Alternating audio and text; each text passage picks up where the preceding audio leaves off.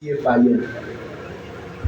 Lere moko ngai na kuluka papa Patrice Ngoyi musongo songa naye parce que tosola naye bien tana ko bana ko benga yi na ko bisere papa izembo yemba ko ndiro yemba kyango avant tout et la yemba ya ngo j'ai cherché le monde, je l'ai trouvé dans l'église akoba ndenze mwana te nazo bengela pourquoi abandela na forme mususu. Amen. Amen. Donc, ce qu'on évite, bénédiction est dans les sommets. Bénédiction est dans la Bible. Bénédiction, ce n'est pas un terme qui est venu de Satan. La Bible dit que au commencement, Dieu créa le ciel et la terre. Amen. Amen. Dieu créa le ciel au pluriel et la terre au singulier. C'est que l'eau les a à mon côté. L'eau les a à mon côté. L'eau les a à paix cette terre. Mais tout ce qu'il n'y a pas sept cieux. Hein? Il n'y a que 3 cieux. Il n'y a pas 7 cieux. Il y a 3 cieux, il a créé les 3 cieux, il a créé une seule terre. Et sur la terre, Lola et Zaraki demeurent naïe avec toute la suite. Et Dieu a créé la terre, et la Bible dit il a donné la terre au fils des hommes. Ce qui vous éviter, la première des bénédictions, la pomo yamu, les âmes bénies. Na mabele soko réussir te d'habitude soko que réussir soir parce que na lola eza ya nzambe yo kende na lola otonga kukasinga biloko nyonso nzambe akela na mokili ba richesse nyonso apesa mu mutu. Paul dit dans les Écritures, car tout ce que Dieu a créé est bon. Bible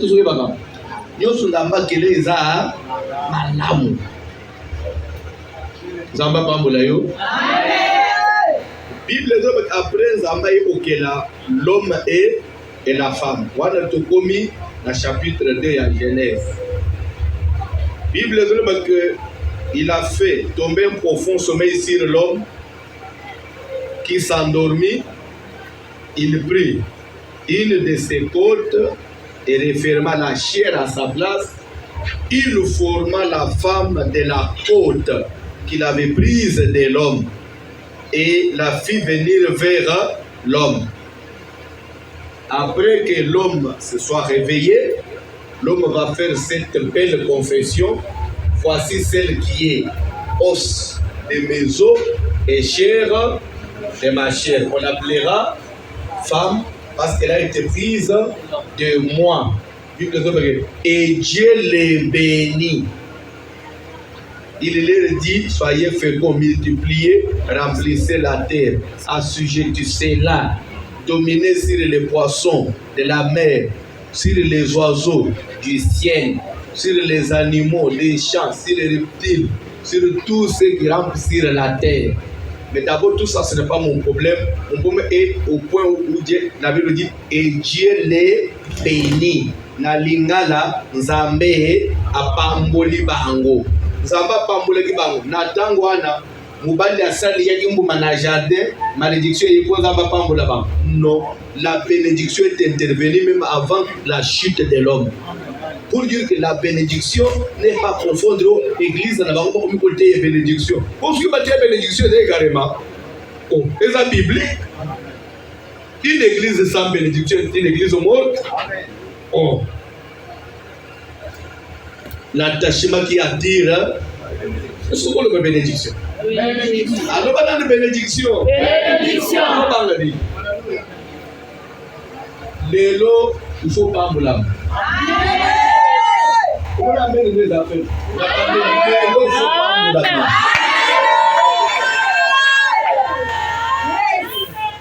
il les bénit. Wana ezaki na lisumu ese yaki opo atandi yaki nguma de ba perete ki bénédiction des ababa ba non.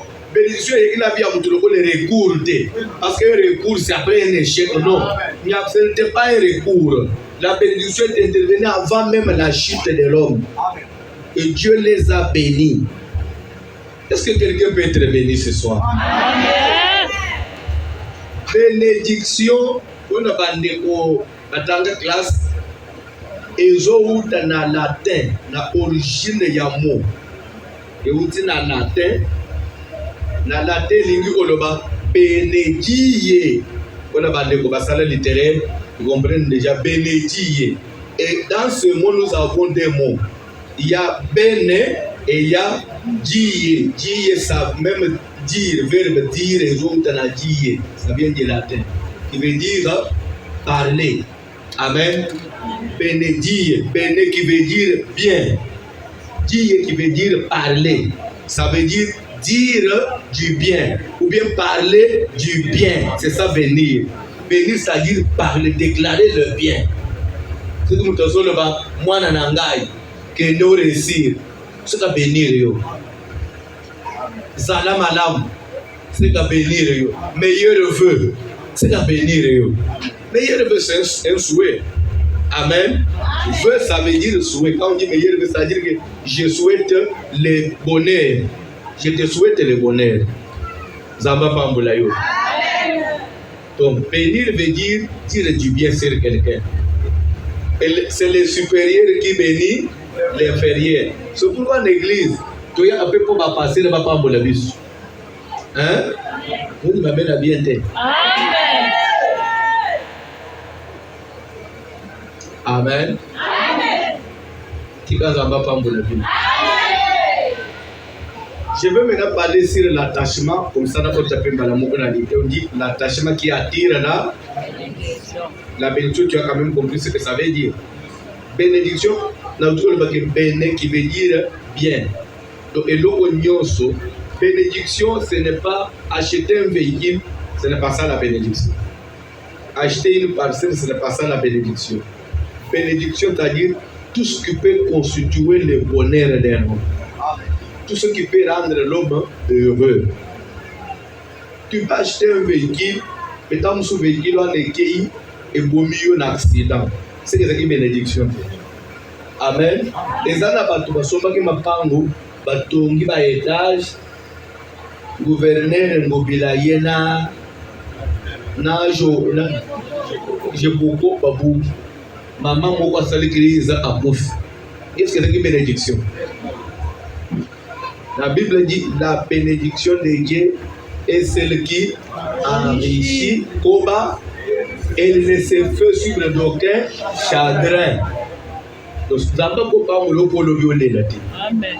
Une bénédiction, ce n'est pas. C'est pourquoi je dis que le véhicule n'est pas une bénédiction. Le voyage n'est pas une bénédiction. Mais la bénédiction, c'est lorsque quelque chose te rend heureux. Et ça, on a dit dans l'église, la base, c'est un bandi pour tout le monde pour le voyage. Papa, ça va le banini, tout ça semble dire, tout ça semble être. Yo se to sali, voyage. Ok, vous avez pas là la tête, de conseil visa ya poto. Akoma poto mususu soko komi boy. Na tikina moko dernièrement na France, zip sana papa. Atana Congo na zaraki okele la boité. Na biseke kanga muno. Oza na poto. Non papa, en tout cas, ce qui a koyé banga il fallait être na Congo. Yo souple le bando ko ba soupe ba izote yo linga yo. Bande ko ba nyonso baza na poto ba bonga te. Bénédiction les a poto te. Bénédiction mutu eza oza la place nzamba lingo za. Quand tu me lèves au premier le roi de déjà na Ishasa par mois, tu peux avoir $400 par mois. Là, tu peux avoir des poteaux au milieu de l'occasion.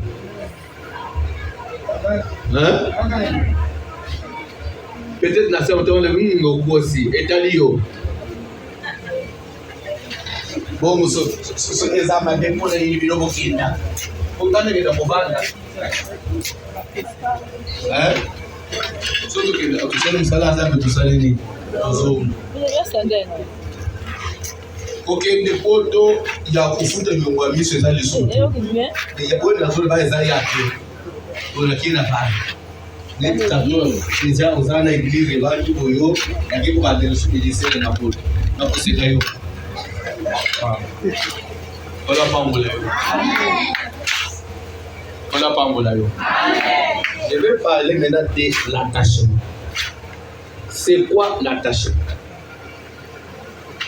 Bien-aimé, s'attacher veut dire être à côté d'une personne pour un but. Et tant que le but n'est pas atteint, je reste avec cet homme malgré les tempêtes.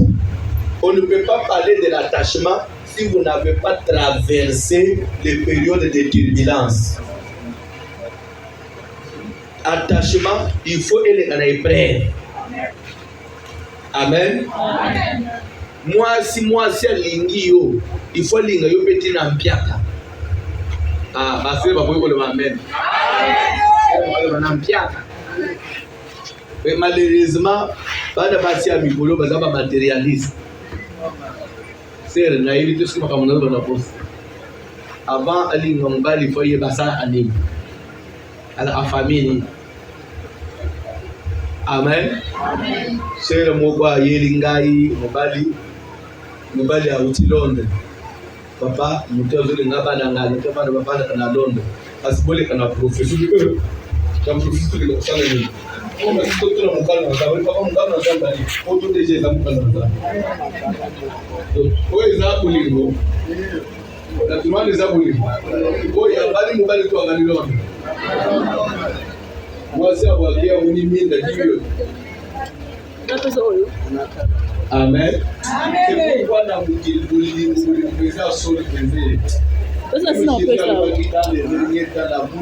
plus grand nombre sera refroidi. Voilà pas mon avis. Nalingi siko na lobela. Tokota na lité na biso na passage batangi. Bible ezobeta lisolo ya Maman Moko, parce que plus il s'agit de Naomi. Mais avant de commencer Naomi, il y a des Naomi a commencé à l'éban.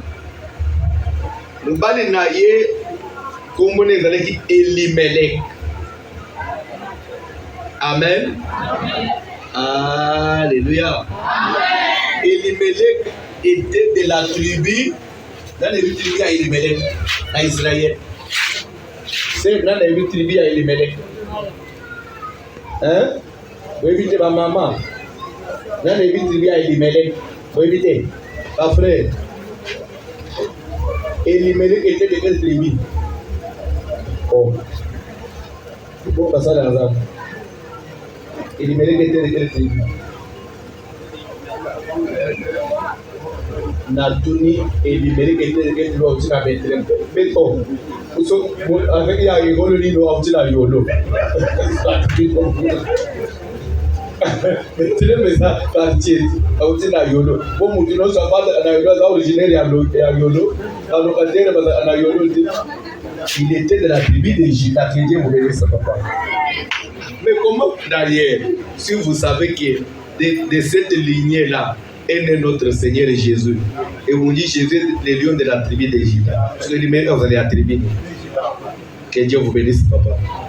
Amen. Elimelech Azraki a tribu de Juda. Na Bethléem. Bethléem de Juda. Oui ou non? C'est simple, non? Nous allons continuer à mboka na bam. Nous allons oya makasi.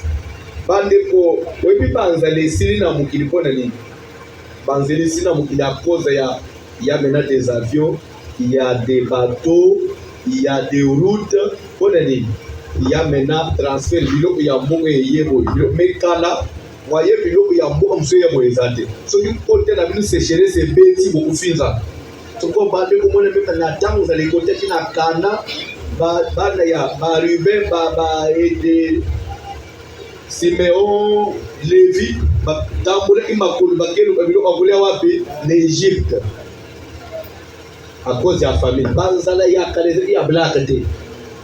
Vous allez continuer à mboka biliko akoli ezate ya mulai elimeleka sipote nzalate.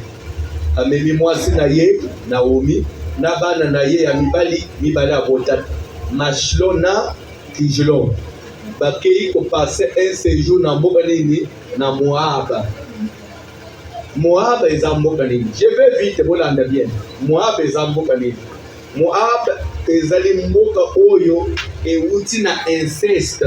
Inceste elingi koloba kosangisa nzoto ya bato ya famille moko. Ancêtre ya Bamoabite azali mwana ya Lot. Mwana ya Lot. Lot avait couché avec sa fille aînée.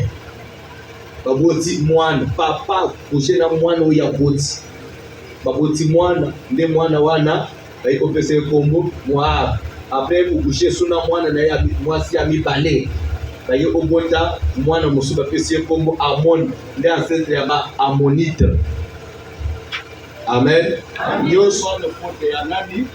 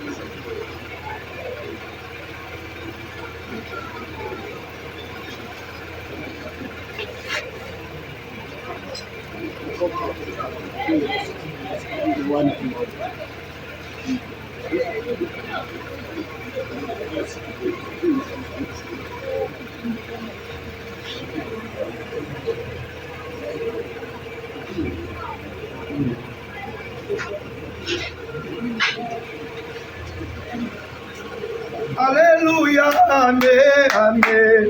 Alléluia, amen. Alléluia, amen. Hosanna, loyembi, alléluia, amen. Oh, alléluia, amen. Alléluia, amen. Hosanna, oh, Zambalola, Zambalole, amen. Zambalola, amen. Hosanna, amen. Zambalole, amen. Zambalole,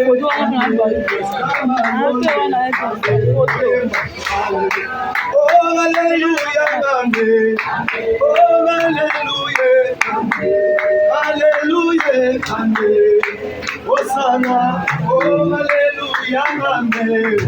Oh, hallelujah, hallelujah, amen.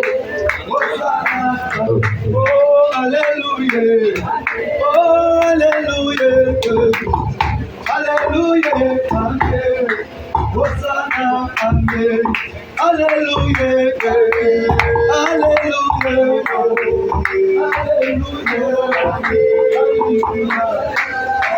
oh, hallelujah, hallelujah, hallelujah,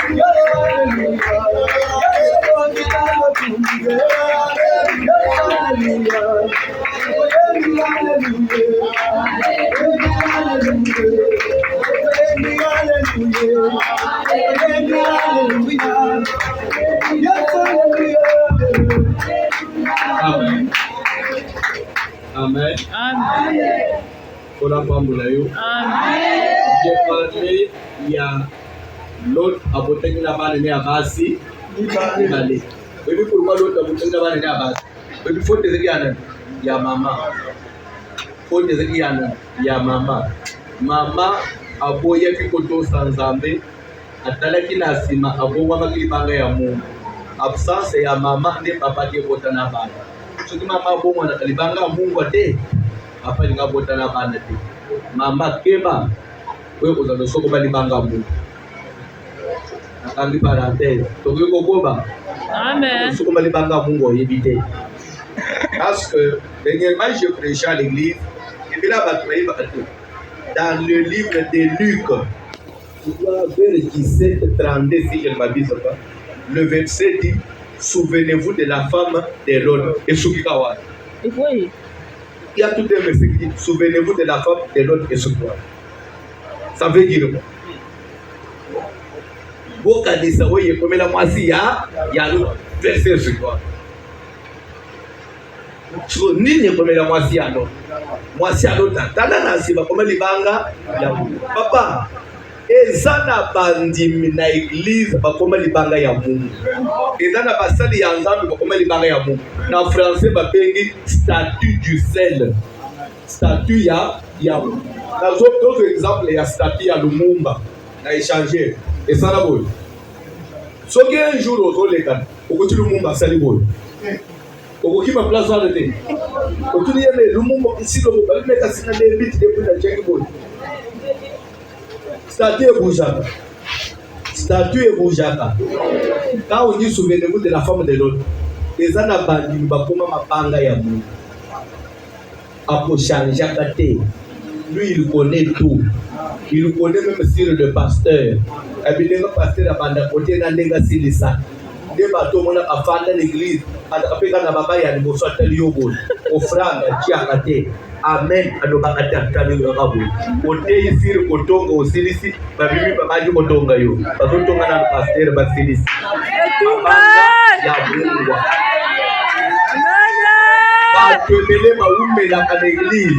Bakoma kabanga ya Mungu. Bakoma incrédule. Bato wana suka bandi kokanga na bato bazoya siba détruire baba. Soka moni mutu aleki na ofrande nde mutu faka ngamana ye.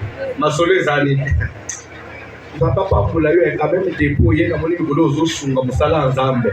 Mais likambo te bino pe bo sala na biso to sala tolemba po bandima kape bakute. To kaza kana beyi. Bandima kabakute. O bino mo sala na tamu su bino ba kondima bino ko bino mo yisi talo musali yo fandele l'église. Bongo en fait to mona ate to pesa to mona ate lo ke sala ate. Yo linge salani.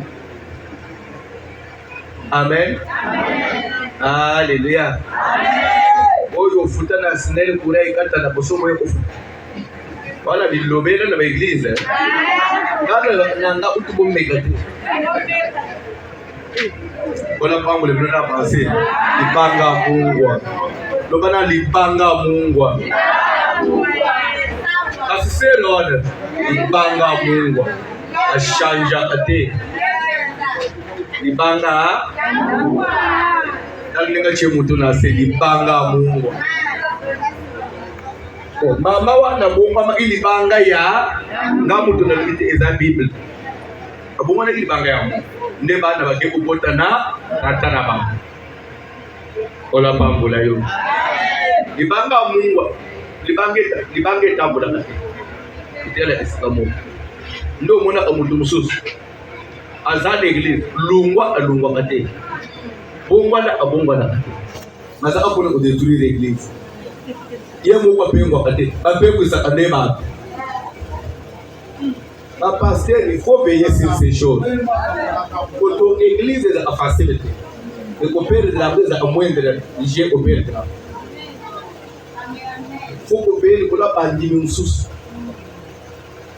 Tuna kama mama atuyo sio kanga makala baba mwana na kasoro église. Eza nini nayo? Me yati kana kanga. Il y a tout ce qui peut avancer. Amen. L'autre côté qui n'a pas nanaye, moi nanaye à l'Iboso, il y a des ancêtres et à Moab, il n'y a pas Moabit. L'air éliminé à Kininzalana, Bethlehem, à qui peut se réfugier à Moab. Amen. Je vous épargne de beaucoup de détails. Les futurs évangélistes, vous lisez la révélation. Bethléem, maison du pain. Il avait quitté la maison du pain. Pour aller, je n'ai pas de détails. Révélation. Il n'y aura pas d'amitié. Amen. Moi, nous sommes montés sur la matière de révélation. À Fungula, et puis là, on va voir. Et puis, ce qu'on a. Amen. Amen. Nanda bien. Maintenant, il me dit que moi, si n'a pas d'amis, il va dire que c'est journée wapi na moi. Il les autres parce que après nous on a abalé les bases, pas na yé ami bali base. Moi on a les gosso, abalé les rues, moi on a ami abalé les orpa. Parfois il n'a pas 10 ans ma beauté. Pas na bakufi. Donc mi bali wana bo bakufi,asi batikana. Tous les deux garçons bakufi. Va se retrouver. Bon. Et l'équipe Mikolo, hier, mon père, il m'a dit que ça allait à Kouf. Donc, Naomi se retrouve dans Moka Moukaya, Yomo Mbada Koufi, Bada Kouf, dans Moka.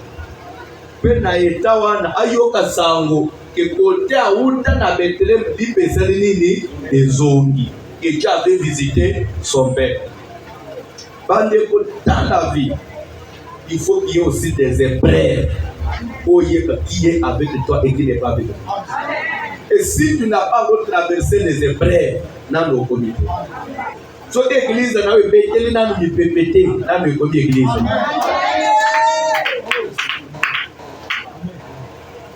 Et c'est que nous allons contre la Bethléem. Contre Yéba, n'a pas de Bethléem. Et c'est que qui côté Bakay, Rita pour faire le mobile n'a pas pour aïe qui est avec elle. De Rita Naomi a dit Naomi a tellement kolomoko ayebisi ba popilo na ye Rita na Orpa ke ngai awa na kosala soni ifona zonga na mboka na ngai Naomi Rita na Orpa balindo na tuka isoko kotika late ifisoko kenda nayo otanga Biblia omona tangu Naomi alinga lumba na Moab Orpa pe anandadiye tanga Biblia omona Oh, papa, nous allons vous aider nayo. Rite pas nous vous aider nayo. Mais là, quand Naomi on me dit pour expliquer vous aider nangaya. Pour bénéficier, ni n'est pas nangaya. Ngai na zako. Mobali asiakufa. Ezateke na kulinga mobali musuna bota koyozo mobali. Ata na lobina linga mobali lelo na bota. Ajo zana. Ki mwana anakola kwa koma na aja kubana yuko zana na aja. Là, mais vous expliquer la réalité wana. Or, pas la réalité, maman, vous avez raison, je ne peux pas perdre le temps. Il a se détourner à zone. Je peux vous dire quelque chose. Vous êtes prédicateur de la parole de Dieu. Le Dieu que vous prêchez n'est pas dans la logique des hommes. Dieu ne peut pas, quand vous faites les calculs de l'homme, vous vous limitez, vous pensez que c'est ça Dieu. Dieu est au-delà des calculs des hommes. Vous n'avez pas imaginé dans votre maison sous, mais vous avez pas d'âme. Lorsque on passe, la réalité, il y a un qui le médecin m'a dit ça. Oh, ngai balobi boye, parce que balobi au trompe. Oh, balobi le bon dans le ménage a fait toucher boye. Tout ce tous ces calculs là, Dieu n'est pas dans ça. Oh, moi, nous avons le les susciter, à les susciter. Oh, mon ina ajo ya komi, et ce qu'il y a pour ça. Ça, c'est l'homme. Ça, c'est l'homme. Si Dieu fait tout ce que l'homme peut faire, il n'est pas Dieu. N'a pas tout comprendre. Oye pas Nzambe. Comment on a entendu que mukile mona pe? Amen. Pepo yoko mukile zo yebisa yo. Zambo yo ndimela. Zambo yo simbela ka Bible. Zambo ya kokuluka l'église. Ya kokiko sana oyo muto ko sana. Et c'est ça Dieu.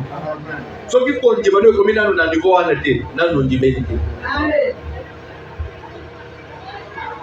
Or, patali réalité, oui, maman, vous avez raison. Na upangamano kuna nini azo. Rita zo yebisa Naomi. Ngai na kugenda nayo. Na bisi kugenda na ngai pona nini? Alibi mama ye na kugenda nayo. Nzambe nayo akukoma nzambe. Mboka nayo ikukoma mboka na ngai. So iyo liye ngape na yo. So ko lalinza ngape na lalinza. Soko vivre ngaipe na vivre. Soko kufi ngaipe na kufi. Bisika bakokunda yo de bisika pe bakokunda ngai.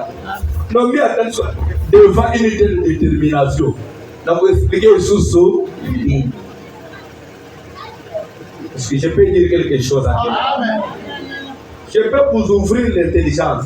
C'est vrai, nous prions Dieu. C'est vrai, nous servons Dieu. Mais Dieu, on ne le voit pas. On voit aussi Dieu à travers ses serviteurs. Apprenez à vous attacher à celui qui a la grâce. Mais d'abord Naomi. Naomi ne mérite pas dans Zambé. Naomi ne mérite la Bethléem. Bonjour, Naomi ne Zambé d'abord c'est une femme. Amen. Papa, toi, tu as la révélation. Papa, tu as la révélation. Je vous dis d'abord, Ruth s'est attachée à une personne. Moi, je dis dans ma révélation. C'est là où vous perdez les enfants de Dieu. Au moins, ils ne verront jamais Dieu s'ils n'ont pas encore vu le vidéo que tu es. Amen. Okoki kopambula na l'église te soko lingaka nanu pasteur wana te. Amen. Ngaka ebisaka bandi. Soko moni kendenga na zabu. Na konvenga ayo le susté. Unité na kofanda nanga. Parce que omoni biso ba église na biso. Omoni nenge za yo moni bakandi ko. Dan omoni bakandi ko. Po elingo le bani. Soko ba yenda yo za nini? Soko kanga apoza te. Parce que nous sommes au côté de la commune jamais. Un jour, pas de désert dans le désert bateau. Moi ils ont les ici. Ils sont dans la bande na yo te peut tous pas yuma na yo te. Tout sont au fond là, yo komata na montagne 30 jours. Soko le ozongo jadi. Le bilo ok 40 jours. Jadi. Ils sont au commander de bande na manipula kabisa. Lelo osaka na biso te longo liboso na biso toliki biso moko na nzambe moïse alilongwa yebisa nzambe na wana lelo fala komeka tofanda moïse tofanda biso bana na yo moïse pele mbati oyo kubanga mabanga te mpotika na ngendo kwebisa pomi na montagne nzambe nzambe nini moïse kuna balobi ngai lisusu te kaka fala nzambe ya zolo baboyo okay. Oui, petit problème. Il est mis ça pendant 3 jours. Babongama, ngai na zoya. Balongola, nyei na quartier na baveni yos. Ne place soko yebite tanga biblomon. Omoni place ya toilette ya kutimo le libulu. E bandelende na bayudi. Ne bazako bicha ko so papa ko na bazamba kutimo la kokumu. Ndio mundela iko develop kusala libulu bakunda asalite le yo ozakatibu na butu na kwe usali ba na kwe kote ayo na batinel biloko yo sala ka mu Kristo otigwa na pe yo bani l'église ozokwa kamona mwana ndamba tika asalite di banda te mwana ndamba suba kanamira venite tali botaku ozotombo na baji ozosala biloko ozosala webi ngana za amakambo ngai yo na amakambo ne bozona ngolo moko na zoya na mutu bana butu na tala boyi na muni mama ne somo egli na musinga na sila mona kia ya moni ga mutu na sisa mutu na mir atongoli bila mama ni kusala biloko na yi mama fasala biloko abo ngapenda si chauffeur de télé abla fa to beti pe min itabi mama leloi abala boy akata masuka kizela mambango asala ndiye mwa yanga l'église aya à l'église Rapide dans l'été, écossais la beauté. Un jour, dans une passe éviter, donc ça l'a suivi. Après, on se voit dans l'église. Bon, la fouille à Kagakas. Il y a des petits serviteurs de l'issue, mais papa, on sait qu'il est bon. Il est bon. Allah ba. Hey, on sait que le mal est dans zéla. Pourquoi on le soupe qu'il a zolé? Pourquoi? Mungkin ada kamu ke? Kola pambulayo. Kola pambulayo. Amba yebisi kaso kola bilamba. Batia propriété. Le Dieu de la Bible a ma propriété. Ici, quand ça dit, c'est la ndepisi Satan zana. Même dans ndako na yo, funda ko zala propre. Chambre zala propre. Munde ko bofanja. Kira bi akasikoi. Na zo dese de tukenda na chambre na yo. Ko ndika toko. Ko papa bozela nana na mo. Yo bi ma ile ni lo ko visiter.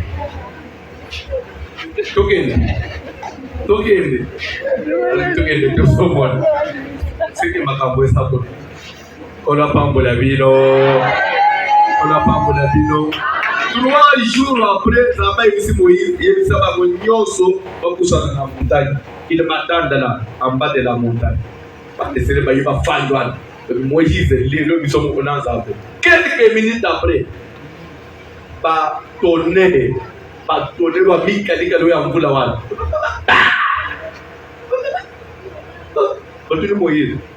Lelo ya kusola naye, aya abongo. Moïse a dit que bande boze la zamba zoya. Kutuna kati. Lelo bino mo na zambe. Lelo ba tonner les mu pepe oyi ba benga ka penza tempête. Oyi pipula ka banzete. Mama, papa ko kamoni to atire ko yanda ko zole ko. Na ba to. Continue Moïse. Les adeptes vous avez beau banda. Zamba zoya. Quelques temps après, il y a un tremblement de terre. Moïse, il a dit ça y est. Aïe, il est sous-sauté. Aïe, il a sonné la canaille. Yo, yé. Oya, vous avez dit, azoya, mais ton demi, yo, kak. Les abeilles, si vous avez dit, vous avez dit, vous avez dit, sous-sauté. Sonné la canaille, gaïne, gaïne, ça depuis ce jour-là, pour eux, Moïse était Dieu. Oya à l'église, Sambe a politique là que le bel abattement n'a pas dans mon côté. Amen. Dieu passe toujours par quelqu'un pour s'adresser au Père. Dieu c'est un Dieu de leader. Et quand Dieu élève quelqu'un pendant une saison, au Timabo il est là. Une saison il y a mon décollé. Samba pambola mutu moko. Alléluia. Soko betele sumabo. Soko yebite. Muno na mboga na biso.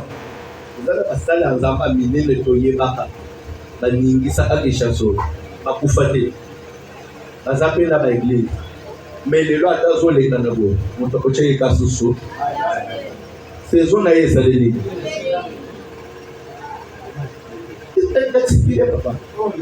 Nous sommes des pères de l'évangile. Père de l'évangile. Bon, nous avons eu beaucoup de polémique de temps examen. Alléluia. Amen. Kola pambola bi. Amen. Kola pambola bi. Amen. Dieu, c'est un Dieu de l'attachement. Mais il faut y avoir un kangama nandani. Bakangama na mutunion suku. Bakangama na quelqu'un qui est dans le faudé. Bakangama na quelqu'un qui est dans le malade. Parce que si vous vous attachez aussi avec un faux, vous mourrez avec lui. Si vous lisez, allez lire. Premier chapitre, il y a deuxième livre de Samuel. Dans le premier chapitre. Là, David parle sur comment les héros sont-ils tombés et comment leurs armes se sont-elles perdues au milieu du combat. Il évolue quelque part, il dit Jonathan et Saül, aimables pendant leur vie, et ils n'ont pas été séparés même les jours de la mort. Ça veut dire quoi? Il dit Jonathan et Saül. Qui est Jonathan? Jonathan était le prince, fils de Saoul. Saoul était son père. Saoul était le roi. Jonathan et Saoul aimables pendant leur vie. Mais n'ont pas été séparés même dans leur mort. Est-ce qu'il fallait Jonathan pour Saoul? Non. Tout n'a pas dit. Parce que Jonathan avait déjà eu la révélation que Nzambe azakosuna tata nangai. Nzamba kumana jeno. Akenda plus le asana alliance na David.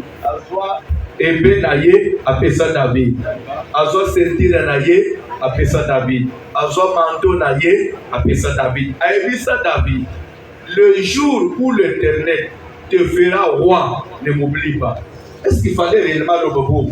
Et pourtant, c'était son papa qui était roi. Après la mort d'un roi, qui doit le remplacer? C'est le prince. Lui était le prince. Mais cet après, il allait plus jusqu'à avoir une révélation. Et awa, pour Onzio, Nana Kozote, et Kosuka, et Kobima, et Kogene Kote Moussou. Ça, c'est Dieu qui lui avait révélé. Donc, il est allé chercher alliance avec David. Mais, dans le moment où il a David, Jonathan reste encore attaché à Saoul parce que c'était son père, a dit que David. Et pourtant, lui devait partir avec David. Et maintenant, quand Saoul est mort, lui aussi est mort. C'est comme ça que David va pleurer. Il dit, oh, aimables pendant leur vie, n'ont pas été séparés dans leur mort. Si tu t'attaches avec quelqu'un qui est en train déjà d'aller down, il y a aussi Yopé aussi là. Bimana ba sentiment, makamuna zabe ya ba sentiment te, on peut proposer ngai boy. On monte avec ce qui monte. Pamata na ba to bazana na gaz.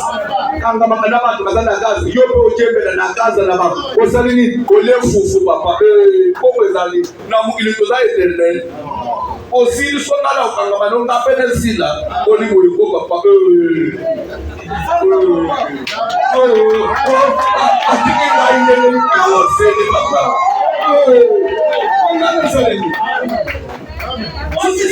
Tuzi Saoul aussi. Attends na Jonathan.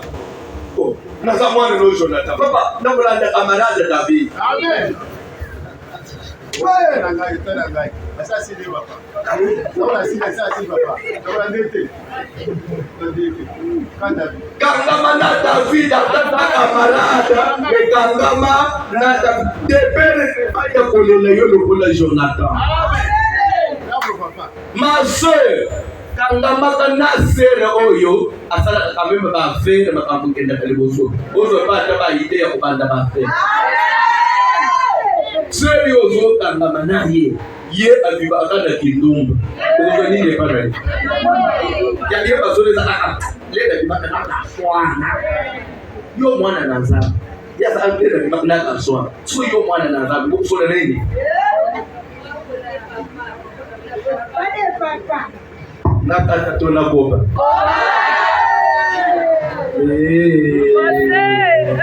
Akanga na bantu basila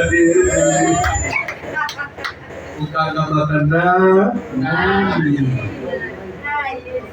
ukufana kumwana pamba ukanga makana nani ministero dikanga bana moto. Amen. C'est ça.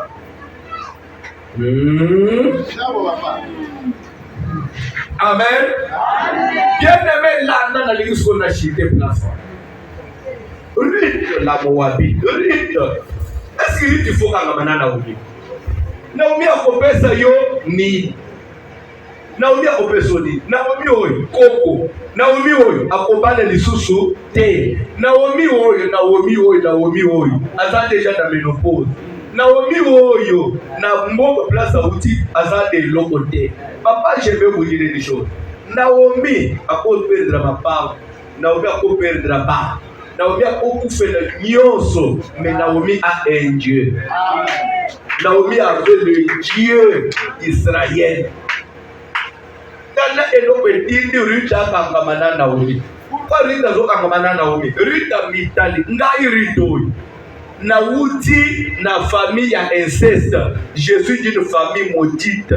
Et la Bible dit les Moabites les Ammonites n'entreront pas dans l'assemblée d'Israël jusqu'à leur 10e génération. Il y avait une barrière. Mais trouvez qu'il y a la barrière. Mais il y a déjà une relation. Le fait d'avoir épousé moi, Naomi, je suis déjà entré sans le savoir. À ce moment, il y a Koufi, mais Nazana Bokilo, à travers elle, à Kokot Sangana Bethlehem. Malgré la loi, j'entrerai. Surtout la côte de Bethlehem. Batuna yeke, yo Moabit aux Okota ou Negeli. Parce qu'à Kangamakina, les Batozotel Naomi, Batuke Naomi, maman. Aujourd'hui, ma beaucoup pamba. Batali na ajinaye. Batali na semane elenge mwasi. So elenge mwasi yango Moabit. La loi dit Moabit akoko kota wote. Mais batali ajari. Tuki ya Naomi, tuki to bengale ri. Naomi akosuka wa akufeli mobale akufeli mwasi. Consolation akufeli bana. Consolation na ye. Etikela te jeune sipio. To tika te jeune fio ata malgré ça Moabit asunga kaye. Tanda pe rita profiter à continuer à Bethlehem. À bouquer loi. Pourquoi? Parce qu'elle a voulu soutenir une dame dans la faiblesse. Quand on soutient celui qui a Dieu dans sa faiblesse, quand il récupère, vous récupérez avec lui.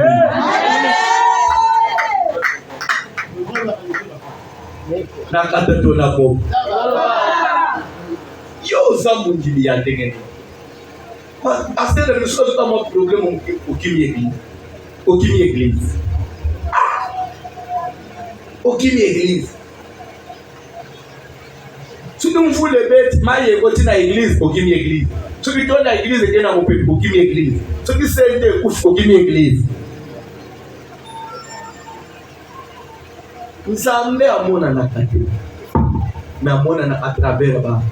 Na ligna kata to kolo mkolo mususu. Na kata hein? Eh, on va pas dans la cima.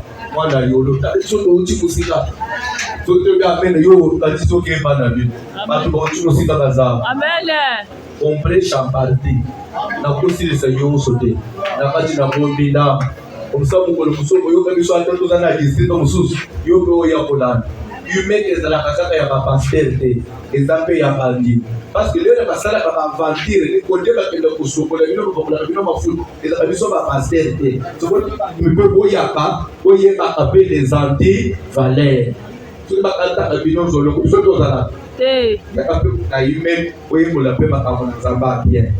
Que Dieu vous bénisse. Na kati na nko on va continuer le prochainement. Après si vous l'avez fait par le temps